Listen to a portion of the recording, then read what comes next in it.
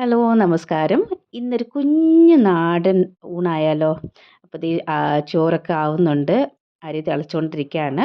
ഞാനിവിടെ ഒരു പച്ചമാങ്ങയുടെ പാതി ഇങ്ങനെ കുഞ്ഞു കുഞ്ഞു പീസായിട്ട് കട്ട് ചെയ്യാം കേട്ടോ. ഇതെന്തിനാന്ന് വെച്ചാൽ ഇന്നൊരു മാങ്ങാ ചമ്മന്തി ആവാമെന്ന് വിചാരിച്ച്. അപ്പോൾ ഒരു 2, 3 ഐറ്റമുള്ള ഒരു കുഞ്ഞു നാടൻ ഊണാണ് കേട്ടോ ഇന്ന് ഞാൻ ആലോചിക്കുന്നത്. അപ്പോൾ മാങ്ങയൊക്കെ കട്ട് ചെയ്തുകൊണ്ടിരിക്കുകയാണ്. അന്ന് വെജിറ്റബിൾ ഷോപ്പിൽ പോയ ഒരു വീഡിയോ ഞാൻ ഇട്ടില്ലായിരുന്നോ? അപ്പോൾ അന്ന് വാങ്ങിച്ച മാങ്ങ കേട്ടോ.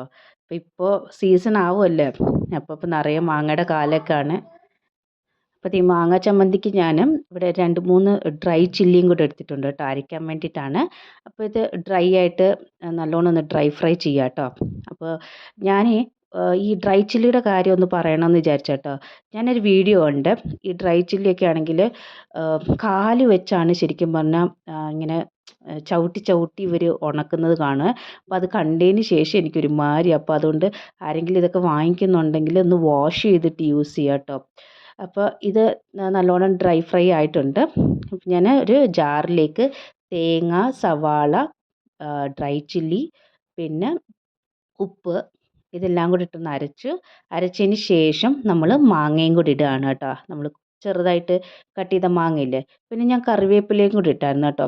കുറച്ചുകൂടെ എരിവ് വേണ്ടവർക്ക് കുറച്ച് മുളക് പൊടി ചേർക്കാം. ഞാൻ ആ ഡ്രൈ ചില്ലി മാത്രമാണ് ഇട്ടത്, എന്താ വെച്ചാൽ കുട്ടികൾക്കും കൊടുക്കണമെന്ന് വിചാരിച്ചിട്ട്. അപ്പോൾ ഇത് അരച്ചതിന് ശേഷം മാങ്ങയും കൂടി ഇട്ടിട്ട് നല്ലോണം അരച്ചെടുക്കാം കേട്ടോ.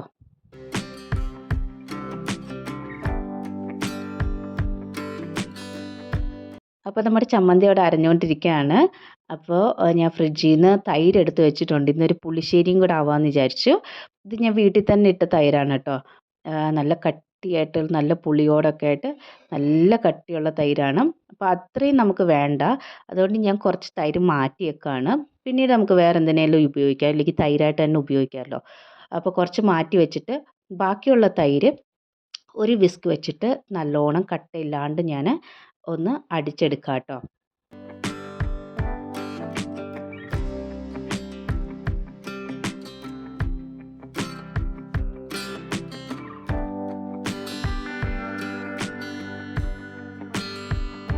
അപ്പോൾ ഈ ചോറൊക്കെ ആയിട്ടുണ്ട്.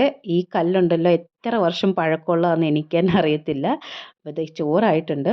പിന്നെ നമ്മുടെ ചമ്മന്തി ആയിട്ടുണ്ട്, മാങ്ങാ ചമ്മന്തി. അപ്പോൾ ഞാൻ വിചാരിച്ചു നമ്മുടെ നാടൻ സ്റ്റൈലിൽ നമ്മൾ ഉരുട്ടി വെക്കില്ലേ, അത് കാണാൻ നല്ല ഭംഗിയല്ലേ. അപ്പോൾ ഇതൊരു പ്ലേറ്റിലേക്ക് മാറ്റി നല്ലോണം ഉരുട്ടി റൗണ്ടാക്കി മാറ്റാമെന്ന് വിചാരിച്ച് അങ്ങനെ ആക്കി ഒരു പാത്രത്തിലോട്ട് അതും മാറ്റുന്നുണ്ട്.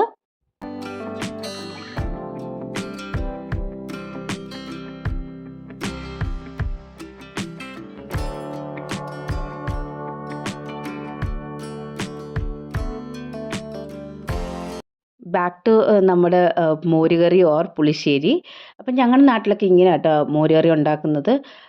ഇപ്പം കുറച്ച് തേങ്ങ, അതിലേക്ക് 1 സ്പൂൺ ജീരകം, പിന്നെ കുറച്ച് മഞ്ഞൾപ്പൊടി, ഇത്തിരി ഉപ്പ്, പിന്നെ ഒരു 2, 3 വെളുത്തുള്ളി, 2 പച്ചമുളക്, കുറച്ച് കറിവേപ്പില, ഇതെല്ലാം കൂടെ നല്ലോണം ഇട്ടൊന്ന് അരയ്ക്കണം കേട്ടോ. നല്ല പേസ്റ്റ് ആവണം.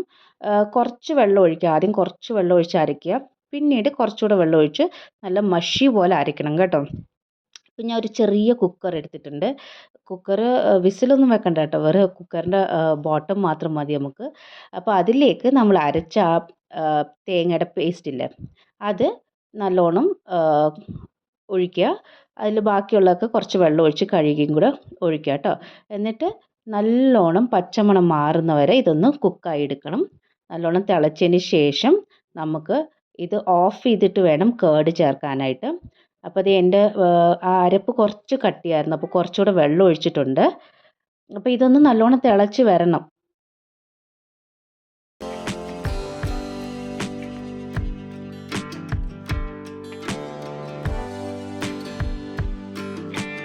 അപ്പോൾ ഒരു തിള വന്നപ്പോൾ ഞാൻ നല്ലോണം ഒരു സ്പൂൺ വെച്ച് ഒന്ന് ഇളക്കി കൊടുക്കുകയാണ് കേട്ടോ. എന്താ വെച്ചാൽ തേങ്ങയൊക്കെ ഉള്ളതല്ലേ, അപ്പോൾ അതിൻ്റെ പച്ചമണം മാറാനായിട്ട് ഒരു 2, 3 മിനിറ്റ് എടുക്കും. അപ്പോൾ ഒന്ന് കുറച്ച് വെച്ചിട്ട് ചെറിയ തീയിൽ വെച്ചിട്ട് അത് ഇനി ഒരു തിളയും കൂടെ ഒന്ന് വരാനായിട്ട് നമുക്ക് വെയിറ്റ് ചെയ്യാം കേട്ടോ.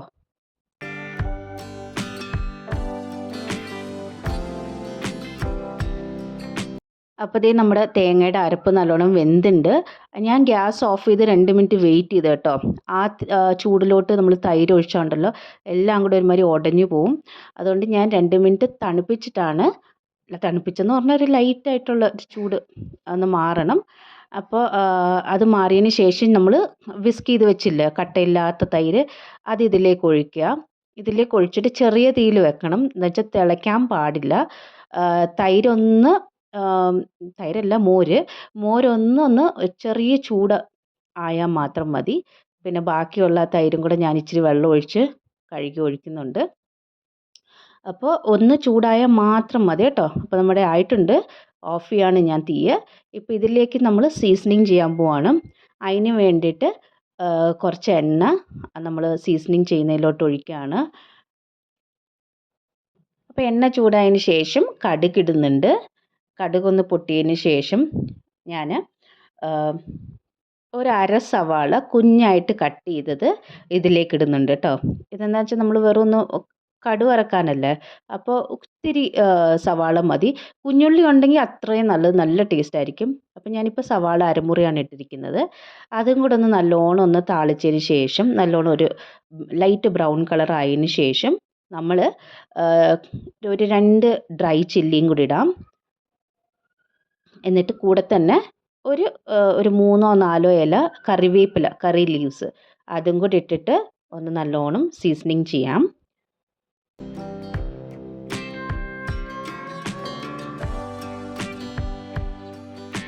അപ്പോൾ ഈ കടുക് വറുത്തത് നമുക്ക് ആ മോരുകറി ചൂടാക്കി വെച്ചിട്ടില്ലേ അതിലോട്ട് ഇതിടുക.